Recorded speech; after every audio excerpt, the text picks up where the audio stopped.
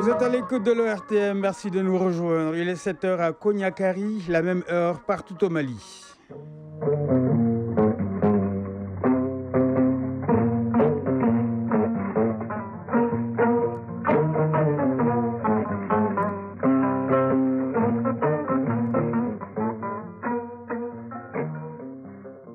Le journal Kodi Sibi. Mesdames, Messieurs, bonjour. Le Premier ministre, le général de division Abdoulaye Maïga, a présidé hier à Caen le lancement officiel des activités de la 26e édition de la quinzaine de l'environnement. Le chef de gouvernement a également procédé à la pose de la première pierre du vestibule des légitimités traditionnelles. Des moyens roulants pour renforcer la sécurité. Le ministre de la Sécurité et de la Protection civile a remis 150 nouveaux véhicules de type pick-up monocabine de marque Toyota aux forces de sécurité, notamment la garde, la police et la gendarmerie nationale. Dans la page des sports, coup d'envoi ce samedi aux États-Unis de la Coupe du monde des clubs de la FIFA. La compétition regroupera 32 des plus grands clubs de football du monde. Et puis la chronique du développement reviendra sur la problématique des prêts concessionnels entre une entité étatique et les institutions financières internationales. Voilà pour le sommaire. Bienvenue dans ce journal. Le Premier ministre, ministre de l'administration territoriale et de la décentralisation, le général de division Abdoulaye Maïga, a présidé hier à Caen le lancement des activités de la 26e édition de la quinzaine de l'environnement. Le Premier ministre a salué le leadership et la vision du président de la transition qui ont permis de hisser les questions environnementales au rang de priorité nationale. On notait la présence de 5 membres du gouvernement au lancement, dont le ministre en charge de l'environnement, envoyés spéciaux Mamari Koné et Aliou Touré. Village de Sibougou, à l'entrée des Caen, c'est jeudi 12 juin 2025, journée de lancement de la quinzaine de l'environnement. Il est 8h50, le Premier ministre est accueilli par les autorités régionales. C'est une forte mobilisation au stade de la localité autour du lancement. Cette célébration est perçue par les autorités comme un symbole de l'engagement collectif à inscrire la protection de l'environnement au cœur de la refondation et du développement durable. Cette année, 2 thèmes sont retenus. Mettre fin à la pollution plastique pour la journée mondiale de l'environnement et célébrer et restaurer les terres en exploitant des opportunités pour la journée internationale de la lutte contre la désertification. Des thèmes qui constituent une interpellation de la responsabilité collective de tous au regard de l'ampleur des menaces. Doumbia Mariam Tangara, ministre de l'Environnement, de l'Assainissement et du Développement durable. Tout au long de cette quinzaine, des activités concrètes et porteuses de sens rythmeront la journée. Panel thématique, campagne de sensibilisation, opération de reboisement, concours citoyens et bien d'autres. C'est une quinzaine d'actions, une quinzaine d'engagements qui appelle à une participation de tous. Le Premier ministre a salué le leadership et la vision du président de la transition, parrain de cette journée qui ont permis de hisser les questions environnementales au rang des priorités nationales en les ancrant dans un cadre institutionnel. Général de division Abdoulaye Maïga. À travers la quinzaine de l'environnement, le gouvernement entend renforcer la sensibilisation locale et nationale sur la nécessité d'agir pour un environnement sain et un cadre de vie meilleur pour nos concitoyens, avec la participation active de tous les acteurs. Le plan d'action du gouvernement 2025-2026, adopté par le Conseil national de transition le 19 mai 2025, la stratégie nationale pour l'émergence et le développement durable, portée par la vision du Malikro Nyatasera Kabes Ambaflani Bioroni Savama, concrétise notre volonté d'un Mali résilient et durable. Le général de division Abdoulaye Maïga a invité le ministre de l'Environnement, de l'Assainissement et du Développement durable à prendre les dispositions urgentes pour l'application des textes législatifs et réglementaires en vigueur. Car, dira-t-il, il faut faire un sursaut collectif pour la préservation de notre environnement. L'un des défis majeurs auxquels il faudra faire face dans les années à venir est la pollution plastique. Nos villes, villages et hameaux sont envahis par des déchets plastiques qui étouffent les sols, contaminent l'air que nous respirons et mettent en péril la santé publique des populations. C'est pourquoi, sous l'impulsion du président de la transition, chef de l'État, son Excellence le général d'armée Assimi Goïta, le gouvernement a engagé une réforme en profondeur du cadre juridique et institutionnel de l'environnement, l'intégration du climat dans toutes les politiques publiques, la mobilisation de financement vert à l'échelle nationale et internationale, et enfin la digitalisation des outils de gouvernance environnementale pour plus de transparence, d'impact et d'efficacité. Après le lancement de la quinzaine de l'environnement, le Premier ministre a planté le premier arbre dans le bosquet de l'AES. Elle a été imitée par le ministre nigérien de l'Environnement, les membres du gouvernement et les ambassadeurs des pays de l'AES au Mali. Sur un autre plan, 150 nouveaux véhicules de type pick-up monocabine de marque Toyota ont été remis hier aux forces de sécurité du Mali par le ministre de la Sécurité et de la Protection civile. La cérémonie a regroupé les responsables du commandement des unités bénéficiaires, à savoir la garde nationale, la police nationale et la gendarmerie nationale. Ces matériels roulants vont considérablement renforcer les capacités opérationnelles des hommes sur le terrain. Ba Traoré. Le général de brigade Famouké Camara, chef d'état-major de la garde nationale du Mali, est le premier à recevoir des mains du ministre de la Sécurité et de la Protection civile la clé des nouveaux véhicules de type Toyota. Il est suivi du directeur général de la police nationale et de celui de la gendarmerie nationale qui reçoivent chacun un trousseau de clés. Par ces gestes, le ministre Daoud Ali Mohamedine met 150 nouveaux véhicules à la disposition des forces de sécurité du Mali. Une manifestation de la volonté des autorités du Mali de renforcer les capacités opérationnelles des hommes sur le terrain. Général de division Daoud Ali Mohamedine, ministre de la Sécurité et de la Protection civile. Ces moyens roulants ici exposés sont un lot de véhicules tout neufs de type pick-up monocabine Toyota, entièrement acquis sur financement du budget national. Le général de brigade Famouké Camara, chef d'état-major de la garde nationale du Mali et porte-parole des bénéficiaires. C'est vraiment une réjouissance pour nous et surtout une grande confiance, une grande confirmation de tout ce qui a été dit parce que ces véhicules que nous recevons aujourd'hui ont sans doute précédé la répartition de plus de 700 engins, dont des véhicules et des motos à la police, à la garde nationale et la gendarmerie nationale. Donc recevoir aujourd'hui 150 autres ne fait que nous réconforter et ça va sans doute faciliter pour nous la présence auprès des populations et la mobilité surtout. Le ministre de la Sécurité et de la Protection civile a salué la détermination des forces de sécurité pour les résultats sur le terrain avant de demander que bon usage soit fait des véhicules ainsi offerts. Général de division Daoud Ali Mohamedine. M'adressant aux bénéficiaires de ces véhicules, j'attends que bon usage soit fait de cette logistique si chèrement acquise. Il en va autant de l'entretien de chaque matériel pour en obtenir le meilleur rendement possible et une durée de vie conforme aux spécifications techniques. Je ne doute point que l'impact de ces moyens roulants reçus sera déterminant dans l'effort de masse sécuritaire du territoire national qui est notre ligne de mire. Le ministre a ajouté que les efforts d'équipement des unités vont se poursuivre en vue de permettre aux forces de sécurité de travailler dans de meilleures conditions. Le ministre de la Justice et des Droits de l'Homme, garde des Sceaux, a présidé la cérémonie d'ouverture de l'atelier de validation du programme décennal de développement du secteur de la justice. Ce programme intègre les activités pour l'amélioration de la justice au bénéfice de la population malienne. Plus de 400 milliards de francs CFA, c'est le montant total pour la réalisation des activités contenues dans le programme. Reportage Youssouf Diakité. Améliorer tous les segments de la justice en faveur de la population malienne. Voilà la mission principale à laquelle s'attelle le ministère de la Justice et des Droits de l'Homme, garde des Sceaux.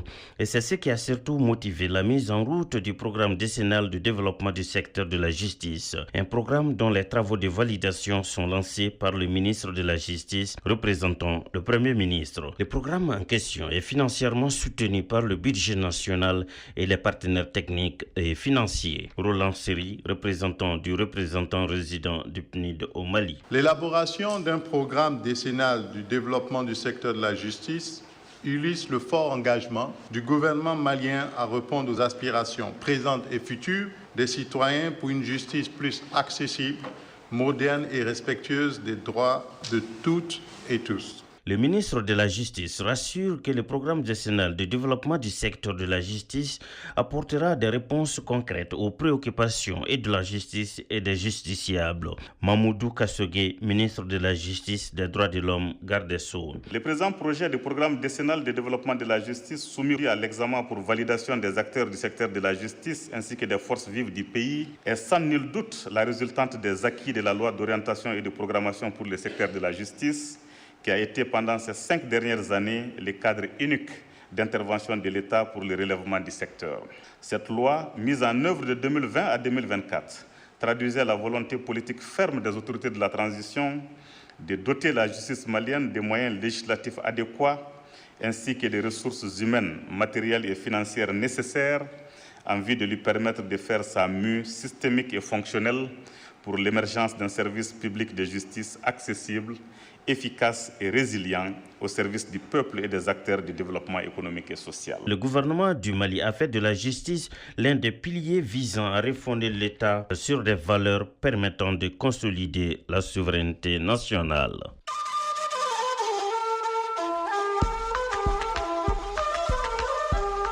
AES, actualité.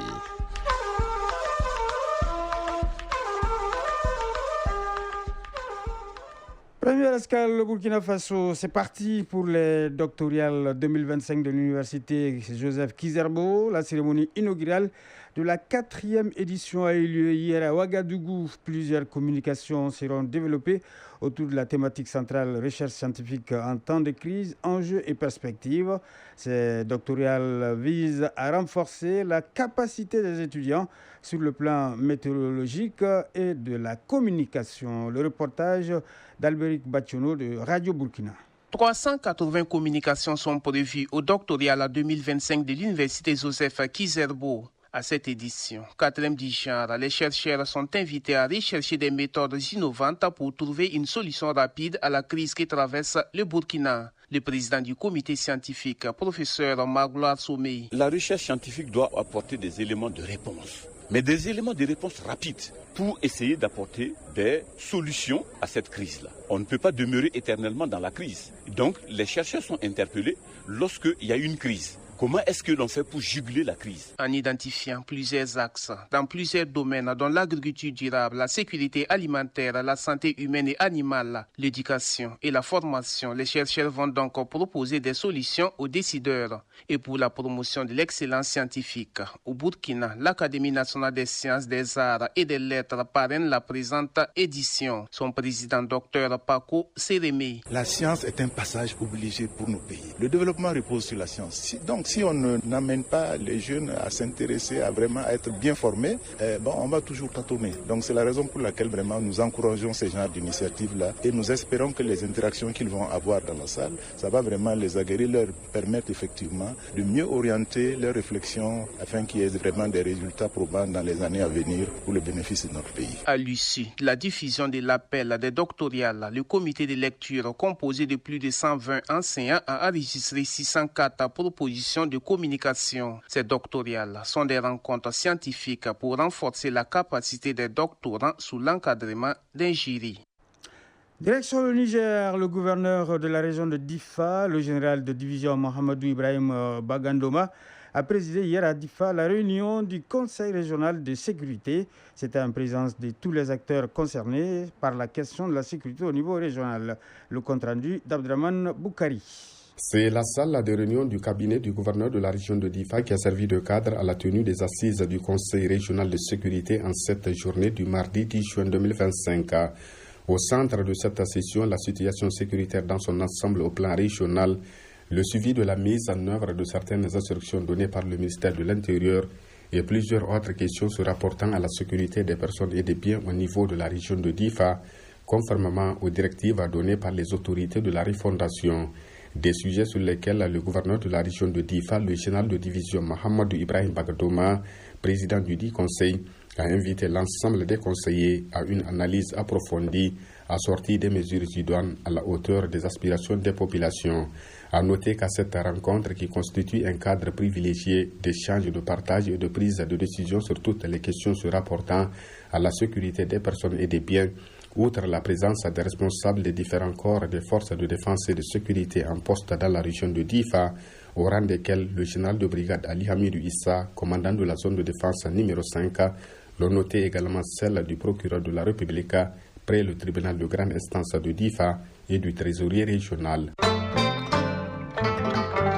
Quelques mots de l'actualité hors de l'espace AES. En République démocratique du Congo, presque 5 mois après la chute de Goma entre les mains du M23, la chef de la MONUSCO est arrivée hier à Goma où elle doit s'entretenir avec les représentants du mouvement armé sur la situation et l'impact du conflit sur la population. Cette visite à Goma intervient au lendemain de la publication du rapport mensuel du Bureau conjoint des Nations Unies aux droits de l'homme, un rapport accablant pour le M23. Cette visite est jugée importante Aussi parce qu'elle intervient 2 semaines avant le prochain briefing de la chef de la MONUSCO devant le Conseil de sécurité prévu le 27 juin prochain. Ce briefing sera consacré à la situation en RDC. Et puis au Soudan du Sud, 3 agences des Nations Unies ont mis donc en garde contre une famine imminente dans une région du Soudan du Sud frappée par le conflit. Les habitants des 11 des 13 contrées de l'État du Haut-Nil au Soudan du Sud sont désormais confrontés à des niveaux d'urgence de la faim. Pour rappel, le Haut-Nil est le théâtre de combats entre les troupes gouvernementales et les milices armées. Les combats se sont intensifiés ces derniers mois, détruisant des maisons, perturbant les moyens de subsistance et empêchant l'acheminement de l'aide humanitaire selon la déclaration. La page des sports, c'est tout de suite.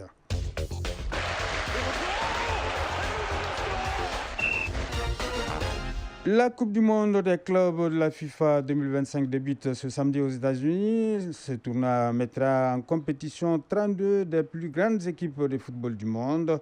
Restons donc en foot pour parler cette fois-ci des dames qui joueront la 9e journée du championnat de première division.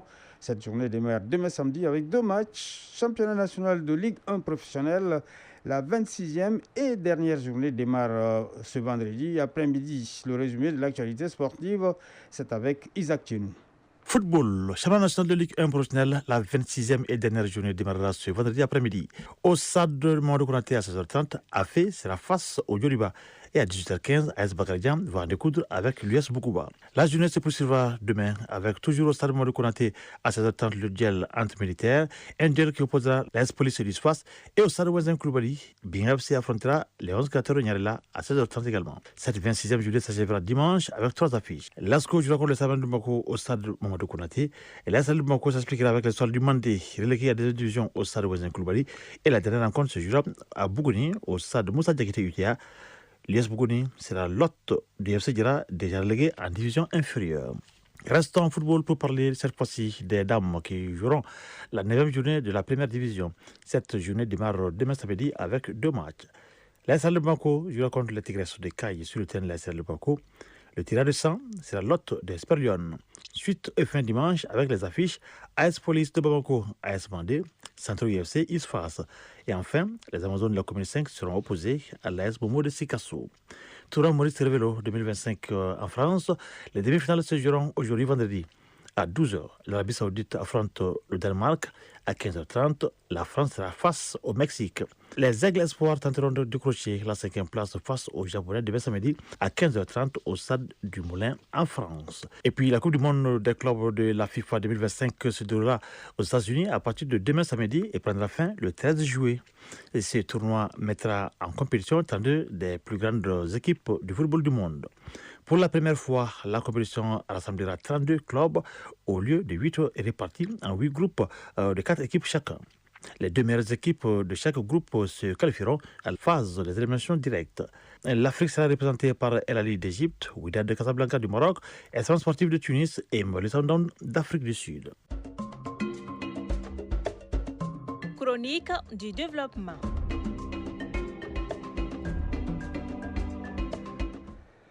La chronique du développement en rediffusion aborde la problématique des prêts concessionnels entre une entité étatique et les institutions financières internationales.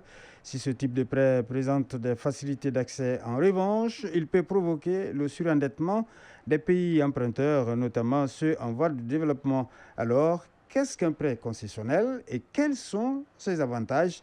Élément de réponse dans ce numéro avec Soumaïla Berté et Marc Dambélé. Les transactions financières entre un État et une institution financière internationale se font généralement sous forme de dons ou de prêts. Les prêts sont de plusieurs natures et parmi eux, il y a ce qu'on appelle les prêts concessionnels. Pour mieux comprendre ce type de prêts, écoutons les explications du Dr Mamadou Cissé, économiste. Le prêt concessionnel, pour bien le comprendre, il faut l'opposer au prêt non concessionnel. Le prêt non concessionnel, c'est les prêts qui sont octroyés dans des conditions du marché. C'est-à-dire qu'un gouvernement, une entreprise ou encore une structure qui décide de prendre un prêt au prix du marché, entendez par là le taux exigé par le marché, ces types de prêts sont appelés prêts non concessionnels. Maintenant, parallèlement à ces prêts, un gouvernement peut avoir accès à des prêts qui sont donnés par des institutions internationales, par exemple le FMI ou la Banque mondiale, peut accéder auprès de ces institutions-là des prêts qui ne sont pas calqués sur les conditions du marché. Donc ce sont des prêts qui sont donnés en dehors du circuit normal des marchés financiers et qui lient deux entités, généralement les institutions internationales et des États. Si les caractéristiques des prêts concessionnels leur confèrent un statut particulier, parmi lesquels l'élément don, alors quelles sont les conditions qu'un pays doit remplir pour accéder à ce type de prêts? Ce sont des prêts qui sont octroyés dans des conditions moindres que celles exigées par le fonctionnement du marché avec l'application de l'élément don. Maintenant, les caractéristiques, les deux dimensions de capacité et de vulnérabilité sont couplées pour mettre en relief la possibilité du pays d'y accéder. Donc, les institutions vont maintenant tenir compte du fait des dimensions qu'on peut associer à la capacité macroéconomique du pays ainsi qu'à sa vulnérabilité. Et dans ces conditions, il y a deux grandes dimensions qu'il faut retenir, à savoir est-ce que ces dimensions sont inférieures ou supérieures. Pour l'appliquer au cas du Mali, par exemple, les institutions comme le FMI déterminent que le Mali a des capacités de gestion macroéconomique inférieures et qui sont couplées aussi à une vulnérabilité d'endettement inférieure. Donc, ces deux critères permettent au Mali d'accéder aux prêts concessionnels. En dépit des facilités qu'offrent les prêts concessionnels, le surendettement des pays en voie de développement reste un goulot d'étranglement. Alors, quel rapport y a-t-il entre ces deux concepts? Dr Mamadou Cissé, économiste. Le surendettement du pays, c'est un concept qui de plus en plus devient très discutable pour la simple raison que les seuils qui sont fixés ne sont pas des seuils scientifiquement démontrés, les seuils de 80%, de 60% du PIB. Parce que simplement, l'endettement du pays est généralement calculé, le degré d'endettement du pays, bien sûr, à partir du ratio entre la dette et le PIB. Ce ratio est discutable d'un point de vue scientifique parce qu'il met en relation d'abord deux paramètres qui n'ont pas les mêmes spécificités, parce que la dette est une variable de stock, tandis que le PIB est une variable de flux. Le plus souvent, les institutions tiennent entre 60 jusqu'à 80% du pays. Mais nous constatons qu'avec la pandémie de la Covid-19, ce ratio a été pulvérisé. Vous prenez les pays développés qui sont intervenus massivement dans les aides sociales, ce ratio est pulvérisé. Le surendettement n'est pas un concept scientifiquement admis. Mais qu'est-ce qu'on fait de la dette surtout? C'est ça qui est le point le plus important.